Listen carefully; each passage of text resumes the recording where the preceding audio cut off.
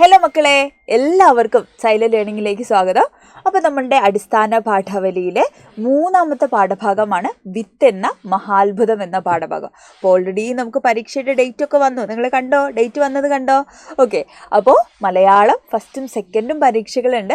അപ്പോൾ അടിസ്ഥാന പാഠാവലിയിൽ വളരെ പ്രധാനപ്പെട്ട പരീക്ഷയ്ക്ക് ചോദിക്കുന്ന ഒരു പാഠഭാഗമാണ് ഇത്, വിത്ത് എന്ന മഹാത്ഭുതം എന്ന നമ്മുടെ മൂന്നാമത്തെ പാഠഭാഗം.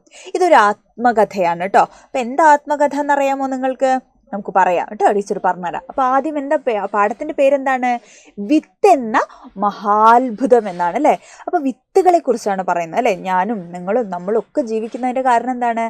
നമ്മൾ ഭക്ഷണം കഴിക്കുന്നതാണ് അല്ലേ. നമുക്ക് ചോറ് തിന്നാൻ കിട്ടുന്നതുകൊണ്ടാണ് അല്ലേ. പലതരം നെല്ലുകളാവട്ടെ, ചെടികളാവട്ടെ, പച്ചക്കറികളാവട്ടെ ഒക്കെ ഉണ്ടാവുന്ന എങ്ങനെയാണ്? വിത്ത് നട്ട് നനച്ച് വളർത്തി അല്ലേ. ഒരു പുതിയ ജീവൻ ഉണ്ടാക്കുന്നതാണ് എന്ത്? വിത്ത് എന്ന് പറയുന്നത്. അപ്പോൾ ആ വിത്ത് എന്ന് പറയുന്ന അത്ഭുതത്തെക്കുറിച്ച്, വെറും അത്ഭുതമല്ല മഹാത്ഭുതത്തെക്കുറിച്ചാണ് എന്ത് ചെയ്യുന്നത്? നമ്മളുടെ പാഠഭാഗത്തിൽ പറയുന്നത്. ഓക്കെ. അപ്പോൾ നമ്മളുടെ നെൽകൃഷിയാണ് പ്രധാനമായിട്ടും കേരളത്തിൽ ആദ്യകാലത്തൊക്കെ അല്ലേ ജനങ്ങളുടെ ഉപജീവന മാർഗമായിട്ട് കർഷകർ പ്രധാനമായും കൃഷി ചെയ്തിരുന്നത് നെല്ലാണ്, നെൽകൃഷിയാണ് അല്ലേ. നിങ്ങൾ കണ്ടിട്ടുണ്ടോ? നെല്ലുകൾ കണ്ടിട്ടുണ്ടോ? നെല്ല് കണ്ടിട്ടുണ്ടോ? നെൽകൃഷി കണ്ടിട്ടുണ്ടോ? പണ്ടതൊരു ഉത്സവകാലമാണ് അല്ലേ. നെൽകൃഷി ചെയ്യുക എന്നൊക്കെ പറയുന്നത് കേരളത്തിൻ്റെ ഒരു ഉത്സവകാലമാണ് കേട്ടോ. കറ്റ കൊയ്യുന്നതും ഞാറ് നടുന്നതും അത് അല്ലേ കറ്റയടിക്കുന്നതും അല്ലെ അരി അല്ലെ ചേറിയെടുക്കുന്നതും നെല്ല് കുത്തുന്നതും ഒക്കെ എന്താണ്? ഭയങ്കര ആഘോഷപൂർവ്വമാണ് കേരളത്തിൽ കർഷകർ എന്ത് ചെയ്തത്? കൊണ്ടാടിയിരുന്നത് കേട്ടോ. അപ്പോൾ ഇങ്ങനെയുള്ള നെല്ല് പല പല പല ഇനം വിത്തുകളുണ്ട് അല്ലേ. നെല്ലിന് പല പല പല രീതിയിലുള്ള നെൽവിത്തുകൾ ഉണ്ടടാ. നമുക്ക് ആകെ ചോറ് തിന്നാൽ മാത്രമല്ലേ അറിയുള്ളൂ. ഈ ചോറ് തന്നെ പല പല അരികളുണ്ട് അല്ലേ. അപ്പോൾ അത് ഓരോന്ന് കൃഷി ചെയ്യുന്ന രീതി, അതിൻ്റെ വിത്തുകളൊക്കെ വ്യത്യസ്തമാണടാ. അങ്ങനെ ഒരുപാട് വ്യത്യസ്ത ഇനം നെല്ലുകളുണ്ട്.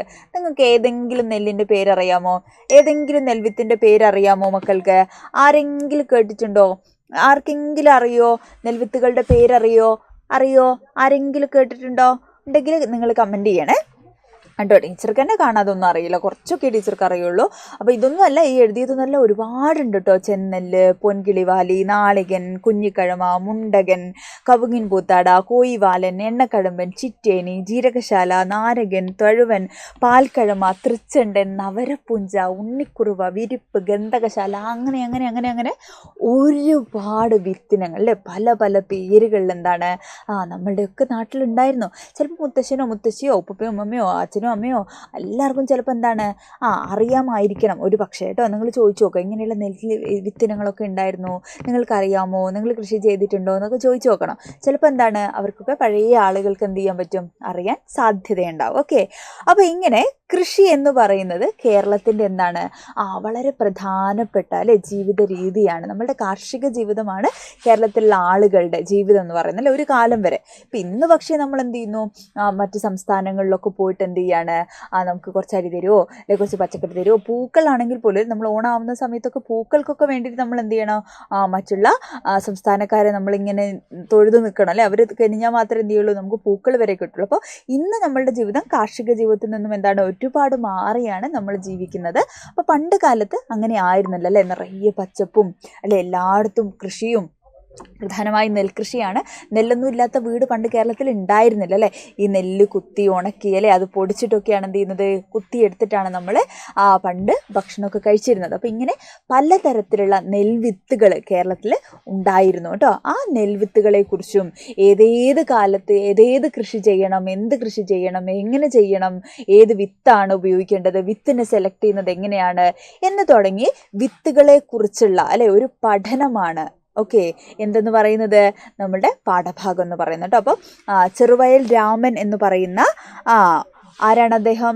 ഒരു കർഷകനാണ് കേട്ടോ, ചെറുവയൽ രാമൻ. അപ്പോൾ ചെറുവയൽ രാമൻ എന്ന കർഷകൻ്റെ ആത്മകഥയാണ് എന്തെന്ന് പറയുന്നത്?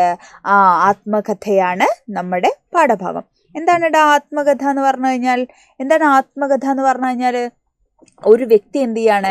സ്വന്തം ജീവിതാനുഭവങ്ങൾ വിവരിച്ചെഴുതുന്ന കൃതി. ഇപ്പം ഞാനിപ്പോൾ എന്നെക്കുറിച്ച് അല്ലേ, എൻ്റെ പേര് വിഷ്ണുമായാണ് അല്ലേ. അപ്പം ഞാൻ എൻ്റെ കുട്ടിക്കാലത്തെക്കുറിച്ച്, എൻ്റെ യൗവനകാലത്തെക്കുറിച്ച്, എൻ്റെ സ്കൂൾ ലൈഫിനെക്കുറിച്ച്, അങ്ങനെ എൻ്റെ ജീവിതത്തെക്കുറിച്ച് ഞാൻ എഴുതുന്നത് എന്താണ്? ആത്മകഥയാണ് അല്ലേ. എന്താണ് എന്നെക്കുറിച്ച് ഞാൻ എഴുതുന്നത്? ആത്മകഥയാണ്. ഇപ്പോൾ മാധവിക്കുട്ടിയുടെ എൻ്റെ കഥ എന്ന് പറയുന്ന ആത്മകഥയെക്കുറിച്ചൊക്കെ മക്കൾ കേട്ടിട്ടുണ്ടാവും. അതേപോലെ തന്നെ മറ്റൊരു വിഭാഗം മലയാളത്തിലുണ്ട്, എന്താണ്? ജീവചരിത്രമാണ് അല്ലേ. ഇപ്പോൾ ഞാനിപ്പോൾ നിങ്ങളിൽ ഒരാളിൽ ഇപ്പോൾ ആരവിടെ ഇരിക്കുന്നത്, ആരാണ്, യദു അല്ലേ, യദുവിടെ ജീവിതത്തെക്കുറിച്ച് ടീച്ചർ എഴുതുകയാണെന്ന് വിചാരിക്കുക അല്ലേ. അപ്പോൾ മറ്റൊരാളുടെ ജീവിതത്തെക്കുറിച്ച് ഒരാൾ എഴുതുന്നതിന് എന്ത് പറയുന്നു, ജീവചരിത്രം എന്നാണ് പറയുന്നത് കേട്ടോ. അതിന് പാശ്ചാത്യ സാഹിത്യത്തിലാണ് ആത്മകഥയൊക്കെ അല്ലേ അതിൻ്റെ ആരംഭമൊക്കെ ഉണ്ടാവുന്നത്. പിന്നീട് നമ്മൾ മലയാളത്തിലേക്ക് എന്ത് ചെയ്യാണ്, അത്തരത്തിലുള്ള രീതികളൊക്കെ നമ്മൾ കടമെടുക്കണം. അപ്പോൾ ഇതൊരു ആത്മകഥയാണ്. ആരുടെ ആത്മകഥയാണ്, ചെറുവയൽ രാമൻ എന്ന് പറയുന്ന അല്ലേ വയനാട് ജില്ലയിലുള്ള വളരെ പ്രഗത്ഭനായ ഒരു കർഷകനാണ് കേട്ടോ. ആരാണ്, കർഷകനാണ്. അപ്പോൾ നമ്മൾ വിചാരിക്കും വലിയ വലിയ ആളുകൾ മാത്രമല്ലേ എഴുതുള്ളൂ, ഒരു കർഷകൻ എന്തിനാ, കർഷകൻ വലിയ ആളാണ് അല്ലേ. പത്മശ്രീയൊക്കെ കിട്ടിയിട്ടുള്ള ആളാണ് ആര്, നമ്മുടെ ചെറുവയൽ രാമൻ. എന്തിനാ പത്മശ്രീ കിട്ടിയെന്നറിയാമോ, അത്ര മികച്ചൊരു കർഷകനായിരുന്നു കേട്ടോ. അപ്പോൾ ചെറുവയൽ രാമൻ എന്ന് പറഞ്ഞു കഴിഞ്ഞാൽ അപൂർവ വിത്തിനങ്ങൾ, നെൽവിത്തുകളെ അല്ലേ, പണ്ട് കാലങ്ങൾ മുതലേയുള്ള നെൽവിത്തുകളെ അത് നഷ്ടപ്പെട്ടു പോവാതെ അവയെ സംരക്ഷിച്ച് ഏതാണ്ട് 55-ലധികം നെൽവിത്തുകൾ 40-ന്റെ മേലെ അല്ലേ ഏക്കർ സ്ഥലത്താണ് രാമൻ എന്ത് ചെയ്യുന്നത്, കൃഷി ചെയ്യുന്നത് കേട്ടോ. അവിടെ എന്താണ് ഇത്രയധികം നെൽവിത്തുകളൊക്കെ ആര് സൂക്ഷിച്ചു വെച്ചിട്ടുണ്ട്, നമ്മുടെ ചെറുവയൽ രാമൻ എന്ന് പറയുന്ന നമ്മളുടെ കർഷകൻ സൂക്ഷിച്ചു വെച്ചിട്ടുണ്ട്.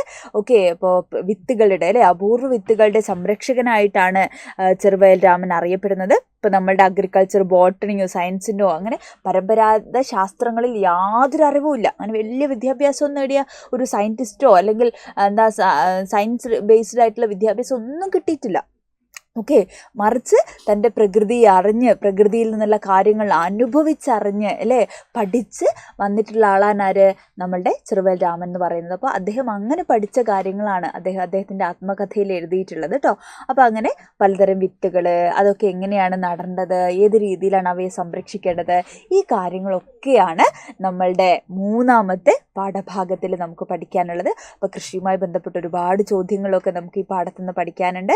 അപ്പോൾ ബാക്കിയുള്ള കാര്യങ്ങളൊക്കെ എന്ത് ചെയ്യണം, നമുക്ക് പരീക്ഷയ്ക്ക് മുൻപ് തന്നെ ബാക്കിയുള്ള കാര്യങ്ങളൊക്കെ ബാക്കി വീഡിയോസിലായിട്ട് നമുക്ക് പഠിക്കണം.